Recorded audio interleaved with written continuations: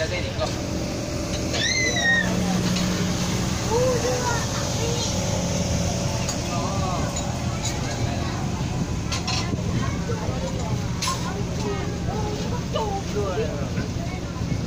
Là tiếp tục sao? Chỉ một cái đó là phải dàn ra.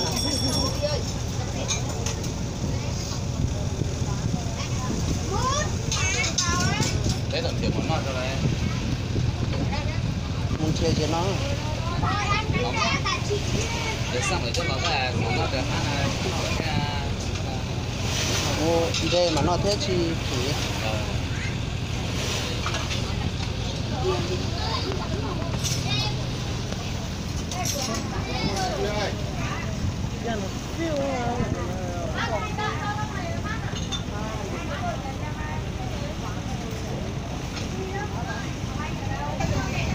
cái kho thì chưa đi tìm thì thu lớn đâu. rồi nói đồn rong thế anh tụi ai nói không phải nói muốn giấu gì nhiệt sự tại đi Nếu phải là ô. hả? Đó Ôi chúng một chân để đó đâu ôi chúng một chân để na đây con để khó tiêu à để đúng đúng đây nữa nó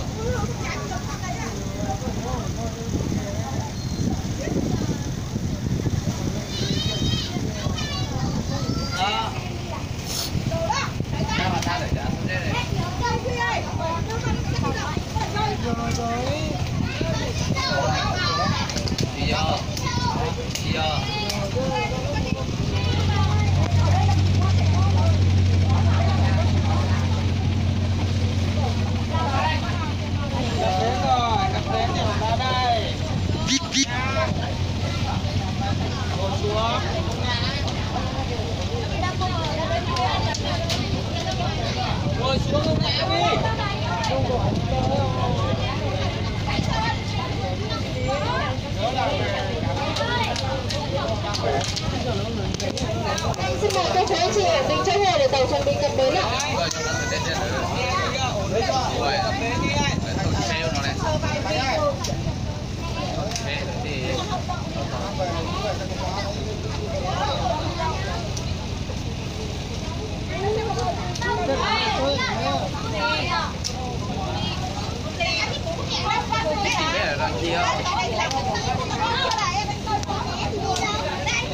Xin mời các chú anh chị ổn định chỗ ngồi để tàu chuẩn bị cập bến ạ.